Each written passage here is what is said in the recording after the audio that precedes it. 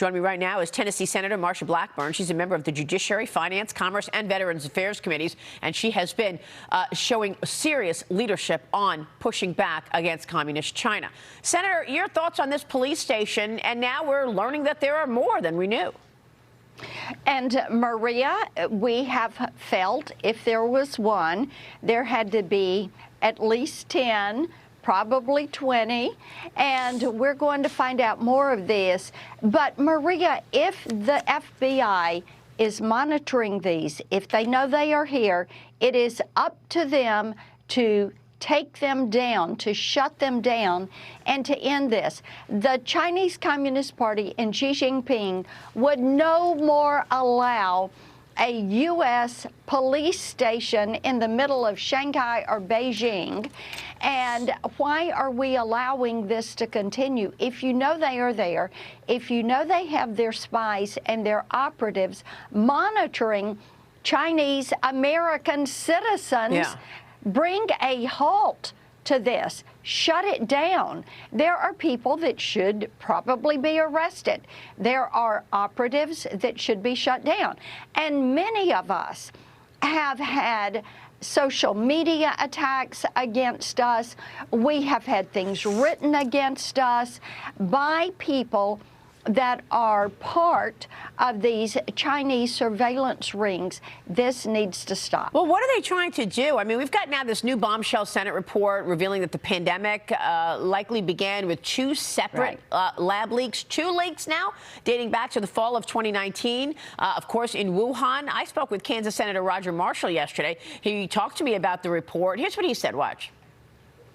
The CCP has had their chance to tell us, to show us. They still won't show us the DNA lab bank. They continue to be complicit in this. And then we need to look at ourselves as well and think about all the mistakes that we've made. Why did the NIH continue to hide information from us, as well as the other government agencies? We certainly think the evidence points towards a lab leak, an unintentional lab leak, and the evidence points that they made that virus right there in Wuhan. So, Senator, we see now finally the FBI doing something about the police station in New York City, but you've got the COVID-19 cover-up. You've got the surveillance balloon. You've got surveillance programs in place. You've got the number of Chinese American citizens up 900% at the southern border. All of this is being met with no response from Joe Biden. Why not?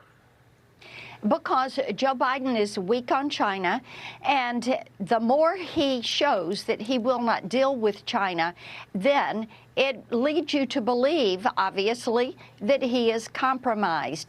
But as you said, whether it is the surveillance that is coming from Huawei, ZTE, TikTok, or a spy balloon, whether it is the surveillance from police stations and operatives that are working here in the U.S., or the influx of Chinese nationals that are coming to our southern border. It shows you what they are trying to do is expand and establish their presence in the U.S. And Maria, as we cut off different avenues for things like sister city programs and Confucius Institutes, and as we work with corporations to stop some of the intellectual property theft and infringement, what do?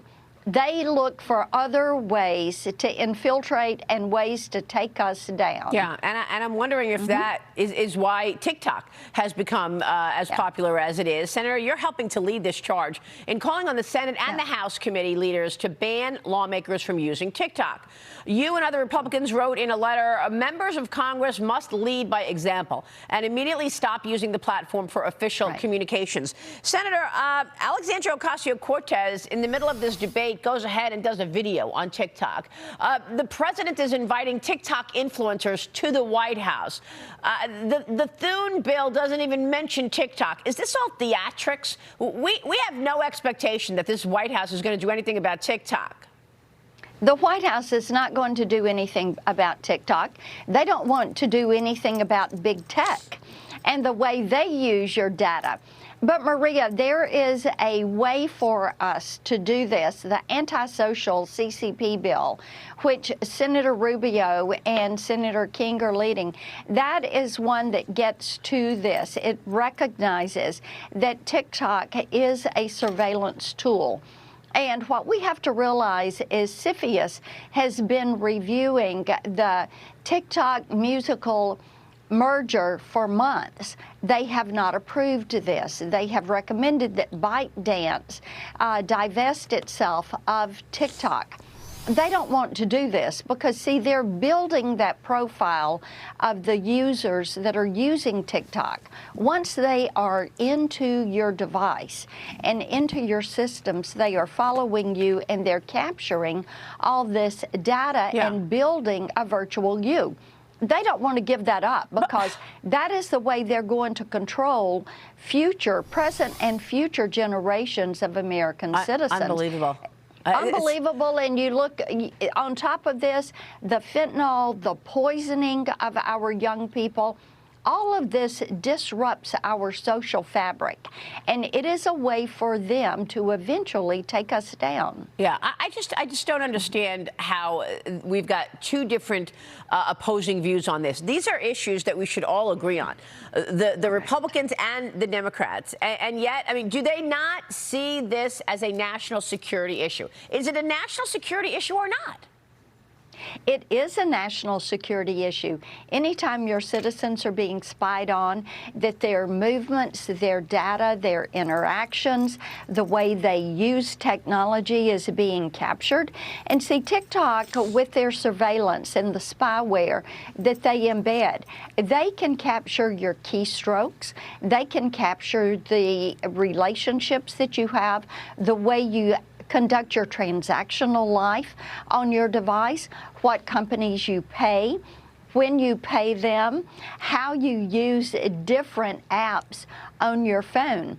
This is why we need a federal privacy standard. It is why we need the Online App Market Act to free us from Apple and Google on this. It is why we have to go after these surveillance mechanisms that are used. See, China would like to take us down without firing a shot. Yeah. And they know if they can weaken us, they can do it. It's why fentanyl is a problem. It's a crisis that is a uniquely American crisis. Well, we're still waiting for Joe Biden to do something on all the investment going into China as well. We don't know if that's theatrics, just talking about it, but nothing will ever get done because you've got unwitting investors buying into Chinese companies that are tied to the Chinese military. And this is happening every day in the major indexes on Wall Street. Yes, it is. Yeah. And great power competition should concern us all. What they're doing to Taiwan, the island nations, the Philippines, the bullying, the way they're continuing to build their deepwater navy, the way they are continuing to exercise debt diplomacy with other nations, whether it is in South America or Sri Lanka. Look at what they've done there. Djibouti with the port and putting the Navy there. Maria, this is all about Chinese aggression and China being globally dominant by the time we get to 2050. Wow. That is their goal, and we need to wake up. We need to be looking more closely at these investment, the private sector investments, and the way this is feeding in to our economic infrastructure. Well, look, we're also following all these weapons that Taiwan already paid for and ordered, and yet they still have not received them. Yeah. Senator, thank you. Thanks for all of your work on this. We'll keep following it. Senator Marsha Blackburn joining us this morning.